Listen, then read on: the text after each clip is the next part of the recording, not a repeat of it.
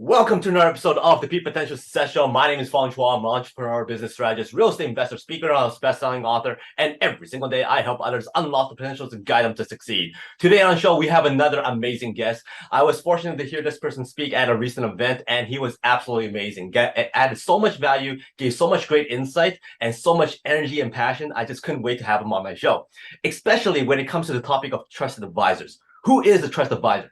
There's so many people out there who call themselves a trusted advisor, but how do we know that they actually are a trusted advisor? And he is here to talk about all that stuff because he, in fact, is a trusted advisor. He loves mentoring business leaders and organizations scale their businesses and their brands by rising their levels of influence as a trusted advisor. Now, he also loves enhancing corporate culture, helping their increasing their sales, enhancing their employee engagement, and also helping with communication as well, which is all very, very important in order for your business and your company to grow. So please welcome show host, certified mindset expert, award-winning author, and trusted advisor, Mr. Chris Salem. Fong, thank you so much for the opportunity to be on your show, and I'm looking forward to being with you here with your audience today. Hey, awesome. Thank you very much for being here. I know you have a lot on the go. I mean, you've taken some time out of your day to be here, so I'm very, very appreciative of that. And plus, you have a lot of other engagements, so I'm very, very lucky to have you. But let's get right into it. How did you become a trusted advisor? I mean, like, what's your journey? Were you born and go, you know what? I'm a trusted advisor.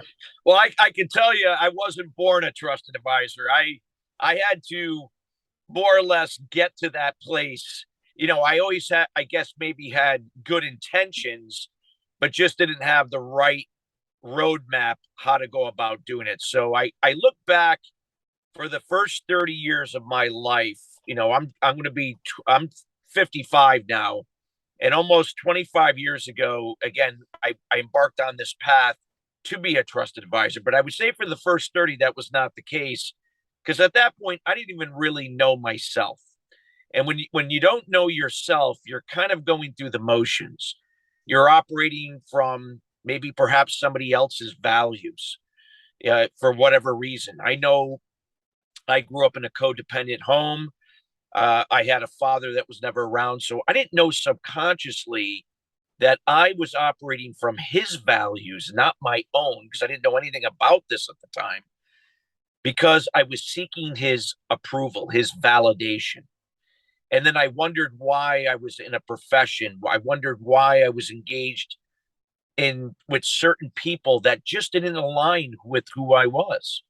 So how could I be a trusted advisor if I didn't even know myself to really, fill my own cup in order to be of value to other people? So for me, it had to really, really learn how to determine, who I was, what were the values that represented me, and then how could I then work on myself over a period of time, so that when I fill my cup and know how to nurture myself, I can show up in whatever role or duties that is, whatever the business is. If I was a father, if I was a brother, if I was a husband, it didn't matter. That then I could show up and be a trusted advisor with any role or duties to be the example and a resource from that transition.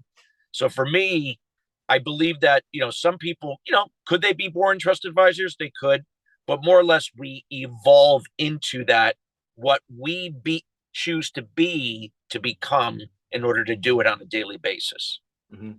So let's rewind even a little bit further. Because trusted advisor isn't something that you know what, I want to grow up to become a trusted advisor. It's not that profession that people think about as kids. So how, like, before that, did you have a basis, a career of something else before Yes. you decided, okay, no, I'm going to be this now? Yeah, I mean, at the time I was embarked in a sales career. I, used to run sales organizations for at that time for various industries. And I was really good at selling. I really knew how to sell. I knew how to give a presentation, how to persuade and convince somebody of something that could benefit them and help them either in their business or them personally. What I didn't realize was at the time was I really really providing value to what was really important to them? Or was I just capitalizing on my skills as a very good presenter and a person that could persuade and convince somebody that what I was providing was truly really good for them in their business or them personally? And when I began to think about that over time, I realized that a lot of times we're missing the boat. We're not getting to what's really important to them. And if I'm churning through people where people come on and then they leave, and then they come on, they leave, and so on, then perhaps that there's something wrong here. I'm not really getting to what's important to them. Is there a connection and a rapport that I built with that person or people that's truly rock solid? Probably not. And a lot of times that starts with you first, because I cannot give what I don't have. We can't give something of value from an empty cup if we're not filling up our own cup. So I use that as the analogy that a trusted advisor recognizes it's not exactly what you do in your profession in itself. It's getting to what's really important to the individual. And when by doing so, we can determine if, in fact, directly or indirectly, can we help them? There are some cases where I could help somebody, but it has nothing to do with what I provide. That doesn't mean they may not become a customer. But because I built that rapport, guess what? Who are they going to think of if somebody does align with what I do? They're going to think of me first. They're going to refer me. Or perhaps maybe it's not time for them to engage in what I can do to help them. But at some point down the road, it will be a better time. And they're going to come to me first because we've built that rapport. So a trusted advisor is more than just what you do. It's why you do what you do. And it's about doing the right thing when no one's looking and providing value to where people are at, to what's really important to them. Now, for some people out there who's been, let's say, doing sales for a long time, being in business for a long time, whatever industry they're in for a long time, and they get to a point where they go, you know what, I think I know everything, or I think I'm very good at what I do. At what point can they actually go, you know what, I think I could give myself a title of a trusted advisor? Yeah, I would say that, if you have a track record of really helping people, not just with the product itself, but what kind of experience are they having? What kind of life-changing transformation has that person or people or organization had? So I look at a trusted advisor is more than just the product. It's more than just the service. It's the experience. It's what your customer, or whether it's a business or a person or people, what are they becoming as a part of that? Not just what they received in certain terms of something in exchange for value, but what are they becoming? How can they take that and impact other people through their example and resourcefulness to pass along that wealth, so to speak, or something that worked for them that could potentially work for somebody else? That to me is the job of a trusted advisor. And when you have the ability now to really understand your business, and you can be an expert in your business, but apply this from an angle of being a trusted advisor, you can leverage platforms that you're really good at. If you're a speaker, speaking on stages, if you're good on podcasts like we're on here, you could do it on a podcast, start your own podcast.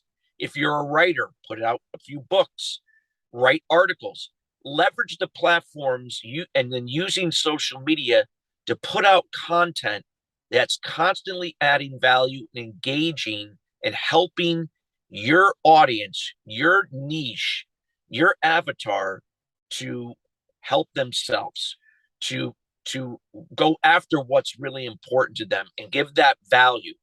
That's what builds trust. That's what connects you on shared values, that person, people, or business more likely will become a customer and will decide to do so for a longer period of time. And if it does run its course, they're going to refer people to you. Yeah, a lot of those words that you just mentioned, value, building relations, rapport, are so important when it comes to business, because business isn't business unless there's some relationship being built, and of course, value being put on both ways. Now, as a trusted advisor, I can envision that there's two groups of people that you encounter. One group is go, oh, so you call yourself a trusted advisor, huh? And then they already coming in with their like this mentality is I'm gonna break you. But then there's another group that goes, you're a trust advisor. I believe in you every step of the way. So are you able to identify those when you meet them? And then how do you navigate through those two different types of people? Well, yeah, I mean, again, you're not. Here's the thing about what a trust advisor recognizes: they're never going to be everything for everyone. And many times, as people, we try to please and enable others. We're looking to gain their validate, look for their validation. We're never going to be everything for everyone. So we connect. What we don't realize is that we connect on shared values. So my values may not be the same as your values, but we can find a way to connect on something that we can relate to. It's subconscious. And that can show up in our verbal communication, nonverbal communication. It could show up in how we read and perceive what we see on in terms of content and how we connect on that. So it could show up in your content that you post every day on social media, when you speak on stage, when you're on a podcast, whatever that may be. And it doesn't mean you have to list yourself as a trusted advisor. You don't have to put that, hey, I'm a trusted advisor. You can still say that, hey, I'm the VP of sales or I'm the CEO of this company. It's just that the trusted advisor, it doesn't have to be actually listed. It's just that you are presenting yourself each and every day as a trusted advisor, regardless of your exact title. And again, that can mean as a dad, a husband, a partner, does not matter. That you operate from your core values. You connect with people on a shared value or values. You get to know what's important to them. Ask questions. You have 2 ears, one mouth. Listen more, say less. Ask questions to find out what's really important. And then be that value to them. Be consistent of being a value, not giving away just everything, but giving away things from your example and your resourcefulness that let them help themselves. That is what builds that rapport for them to come and say, hey, I'm ready now for something you can provide me in what you do. And I'm choosing you because I trust you. Mhm. That is the trusted advisor. Again, being mindful, we're not going to be everything for everyone. Mhm. Now, you've worked with a lot of different companies. You're very successful in helping them grow, helping them scale. What would you say are some of the most common mistakes or problems that they have where you can go in and go, you know what, you need to tweak this, you need to change this, that would change everything with regards to your bottom line? I always find, especially in organizations, whether again, if they're selling their products and services, they get caught up in what they do. They're so caught up in, how can I sell my product? How can I sell my service? How can I persuade them to see that this will benefit them and help them? What they don't realize is it's about people. You getting to know the person, the people, get to know what's really important to them, not only with what your product or service can do, but what's important overall for the person, people, or organization that you're selling to. I like to prefer it as enrolling people in your business, not selling people into your business. When you enroll somebody in their business, they decide they desire to work with you, and they're going to jump in with 2 feet to do their part to have a better experience, rather than me trying to persuade somebody where they have 1 foot in, 1 foot out, and I'm constantly looking to convince them why they should continue to keep working with me versus the other way around. One thing that learning how to be a trusted advisor is so valuable is because we learn to focus not on the expectation to the results that we seek. We focus in the moment on the process that leads to the results. So we shift away from the past and the future to the outcome. We let the outcome be a byproduct of what we do in the moment. When we can learn to work on ourselves and believe in ourselves, learn to communicate at a higher level with ourselves. Then our communication will improve from being passive, say, being a pleaser and enabler, or being aggressive, where we place too many high expectations onto other people and yourself. We can learn to be assertive. We can be very specific, clear, and concise with our communication with ourselves and other people. That will elicit better responses to what's important. Our behavior will be more assertive, not passive aggressive. Our attitude will improve. Our emotions will respond better to challenging times rather than react, because we can choose to respond from another positive emotion rather than the initial negative emotion. And then we can take action. We're not caught up in being busy and not productive. And because we're detached from the outcome and focused only on what we can control, those 5 things I mentioned: communication, behavior, attitude, emotions, and action, we can let go of those same 5 in other people.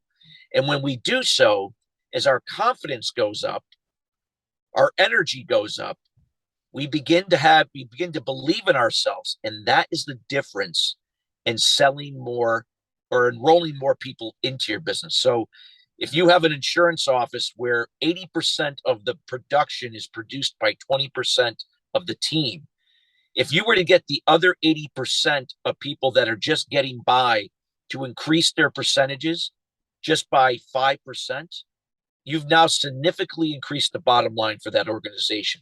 Mm-hmm. It's all in how we present ourselves, how we listen, how we focus on people first, not what we're trying to sell, in order to raise our confidence, to allow the results to be a byproduct of what we do in the moment to what we could control, letting go of what we control.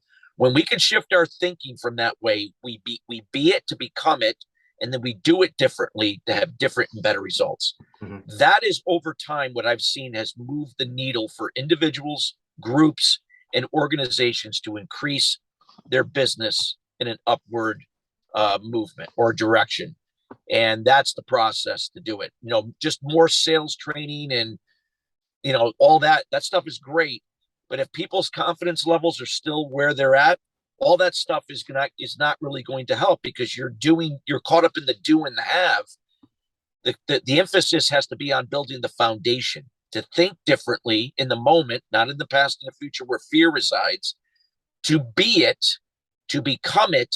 So when we become it, we build a stronger foundation to do things differently that lead to better results. Mm-hmm. That's the process that I share for people to increase their business, increase their sales over time, based upon changing the way they think first. That's what a trusted advisor does. Wow. So there's a lot of great things that you just said there. There's a lot to digest there. Yes. I'm going to address some things, and also ask some more questions about that. When you talk about being able to take yourself out of the product and focus more on the person who you're talking to and what it means to them and all kinds of stuff, that comes from perspective. So if you're able to be in that person's perspective and understand where they're coming from, you're able to build that rapport a lot stronger. But how do you get that perspective? How do you build yourself with this ability to be in that person's shoes? Yeah. If you don't grow up in their background or understand their history, how do you gain that perspective? Is there something? Is it reading? Is it traveling? What is it? So, again, it always comes down to you working on yourself each and every day. So if you're in a certain industry, work on yourself, have a daily routine. Your confidence is a direct result of what you do each and every day that's filling up your cup, not depleting it. Develop a daily routine. Get up at a certain time. Make your bed. Make your bed allows you to accomplish one small task that will lead to others. It could be meditation, journaling, learning to take the head trash out of your mind.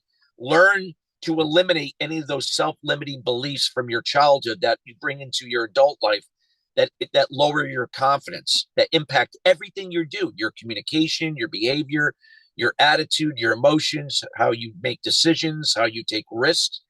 When you have a daily routine that serves you, it's like putting money into the bank every day. It accumulates. You begin to increase your confidence. Now, if you're in a certain industry, get to know your industry more, invest time into researching, what's working, what's not working, what are potential challenges in your industry, what are some of the things that you find that your organizations that you're calling on, or people that you're calling, what are they interested in, what gets them up in the morning. Doesn't mean you have to know everything, but by coupling, working on yourself from an emotional intelligence, and then working on gathering more intellectual intelligence in the area that you serve in your business, when you marry the two, you are now armed to be a trusted advisor that could really take your game to a whole new level compared to the person that's just operating from intellectual intelligence, has no idea about what makes them tick individually, and they're just caught up doing the same old sales tactics, how to present, how to respond, and not really listening to understand, because they're so caught up in selling the product, they're tied to the expectation, to the outcome, they get lost in the process, not seeing what's really important to that person. So perspective is about first working on you and your perspective. You can't control somebody else's perspective. You can only control your own. Focus on that and allow that to lead to what the perspective will be with the other person or people. And when they do align, they're more likely to become customers. Again, you're not going to be everything for everyone. Right. So instead of throwing mud at a wall, work on where you can build rapport, connect on a shared value, get to what's really important. Those are the customers that are going to be around for a while. Those are the people that are going to refer business to you. Mm-hmm. No, I love how you talk about confidence and how that builds everything else. But before confidence, you have that head trash, the negative talk, and all that kind of stuff that you have to subdue. You have to push those away. Now, I know you have a book on it, but can you tell us more about how do you silence that inner voice that constantly tells you it can't be done, or it constantly tells you that it's impossible? Well, it's a process. It takes time. If I were to say, hey, it only takes you a couple of weeks, or it takes you 3 months, I wouldn't be a trusted advisor, because it wouldn't be the truth. Every person's different. So every person's going to, be able to do this on their time. What I can say will make it happen sooner than later is your commitment to discipline and consistency. By doing these things each and every day, not missing a day, but using discipline and consistency, these are the things that will lead to a change in your development and how you evolve away from those self-limiting beliefs, those self-limiting patterns, to realize that you're capable of doing so much more. And your confidence or your self-worth isn't in the hands of other people and situations. It's what you decided to be, regardless of what people think, regardless if something doesn't work out. You show up anyway and keep doing things that are going to continue to move you forward. Those are the people that end up breaking through and realizing things they've never imagined, to do extraordinary things. Mm. Now, you've helped a lot of people increase their sales, increase their confidence, but was there somebody who gave you an advice, a recommendation, or something that completely blew your mind apart? And it's like, oh my man, that's so obvious. Why didn't I see that? What was that one life-changing advice that you got? I would say it was just, I can mention several people, and some of these people aren't, well-known people, so I won't go ahead and mention names, but I could say one person that most people may have heard before, maybe not, was the late, great Jim Rohn. And Jim Rohn was a person that impacted so many people, from the Tony Robbins of the world to, the Stephen Coveys, you name it. But Jim Rohn recognized that how we think impacts everything that we do. He recognized how we connect from shared values is how we build relationships, and we don't get caught up in the product itself or what we're selling. It's really about people. We are all in the people business, regardless if you know it or not. And when we can realize that, everything else over time gets a little bit easier to do when we can become consistent. So for me, Jim Rohn had a big impact on me growing up, and even to this day, I refer back, and he's been passed on for quite some time, but I still go back and listen to a lot of the things. Used to be on the old cassettes back in the day, but today we have the luxury of hearing these on videos that you can tap into anytime on YouTube or wherever. So for me, it was Jim Rohn. Now, aside from your book, Mastering the Inner Voice, you also were able to co-author a book with Jan Canfield. How was that? How did that come about? Then tell us more about that book. Well, that more or less came from the fact that I had done so much work to this particular area of not only managing the problem. Too many resources were just managing the problem rather than getting to the root cause of the problem. So I decided that we could get to the root cause of those limiting beliefs. Where do they come from? How can we work on releasing them so then we can create from scratch a new way of thinking? And our brains are like sponges. We can erase things over time and then reprogram them over time to do things differently. And that caught the attention of Jack's team and the ability to then move forward. And it led to me contributing in his book, where I shared insights to that area. Wow, that's awesome to get that kind of recognition and be noticed that way. That must have felt amazing. Yes. Now, I know you speak all over the world. In fact, you're on your way to another speaking engagement right now. Now, let's say if we put you on the world stage, and this is the last message you're ever going to spread out to the entire world. And what would you like everybody to remember Chris for? I would say this statement right here: give without expectation, receive without resistance. And what that means is it's not that you're just giving everything away. You're not pleasing and enabling others. That doesn't help them. That's codependent behavior. You're just keeping them stuck. When you give without expectation, you're consistent with your communication, being assertive. You're consistent with your behavior, being assertive. You're consistent with your attitude that things are happening for you, not to you. You're consistent how you respond to difficult situations rather than react and taking massive action. It's about being the example and resourceful every day, no matter what role or duties that you are in at that time. And when you help people to help themselves, that's an interdependent way of doing things versus codependent. And when it comes back to you, doesn't mean it comes back from the person you served, but when it comes back to you, you receive without resistance. If it serves you, whatever capacity it is, you receive it. You don't resist it. You don't receive things that are not good for you, but you receive things that are good for you. Because when you fill your cup to share and be an example and resource for others, it comes back to you to continue to refill your cup. This is what leads to prosperity in your life. This is what leads to better work-life harmony, not balance, in your life, and living a more fulfilled and meaningful life, and conducting a meaningful, purposeful business that you can create a legacy from that value statement that I shared. Give without expectation, receive without resistance. Awesome. Wonderful words to live by. I'm hoping lots of people have been taking notes, because within the last 25 minutes, you've given so much value and so much great insight that if people just take a fraction of that, they can really see different growths in themselves and personal development and whatnot. So thank you very much for that. Now, before I let you go, I know you have something else, but I'm going to take a few more minutes here. 5 quick questions. Give me the first thing that comes to mind. All right. You're stranded on the deserted island, one food to eat for the rest of your life with no consequence. What would that be? Raw fish. Raw fish. Wow. Yeah. It's gonna be all around you.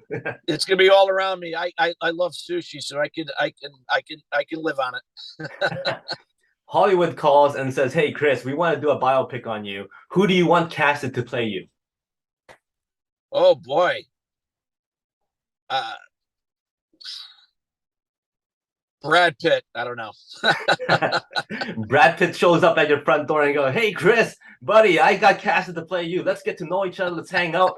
Boy, I'm hungry." And you go, "No problem, Brad, buddy. I'm gonna go cook you something awesome." What would that be? I would say for me, I can cook really good salmon, so I'm really good at that. You're in your car. Any way you like it. You're in your car going for a very, very long road trip for hours on end. But there's only one song that plays over and over and over. What's that one song you don't mind listening to? For me, I can never get sick of "Stairway to Heaven" from Led Zeppelin. Awesome. Good choice. And then finally, give me a number from 1 to 4. 1 to 4, 3. 1, 2, 3. So if you were to relate success to a paperweight, how is success like a paperweight? How successful would a paperweight be? If you were to compare success and a paperweight, how do you make that a metaphor? How would make that a metaphor is with a paperweight is that you can't control the weight of the paperweight, but you can control how you look at it, how you process. I would say it again comes down to controlling what you can in that moment and letting go of what you can't. So a paperweight is going to, weigh something down. You can't control the weight itself, but you can control how you respond, you adapt, how you can communicate, how you can behave and take action with what is. Awesome. So that's how success is like a paperweight. Thank you very much for your time. I know you're very, very busy. If anybody wants to get in touch with you, what's the best way? Best way would be you can go to my website at ChristopherSalem.com, or Chris@ChristopherSalem.com is my email, or I'd love to connect on LinkedIn at Christopher Salem. I have a large network there. I'd be happy to make connections and get to know you, get to know what you and why you do what you do. Awesome. Well, hopefully everybody gets in touch with you. Like I said, he has a lot of great content. I'm sure based on this interview, you got a lot of great value, got a lot of great insight. Check out his YouTube stuff, check out his content, pick up his books, lots of great stuff there. So please, please, please get in touch with Chris. For everybody else, he is Chris. My name is Fong. Until next time, today is the day to lock your peak potential. We'll see you later.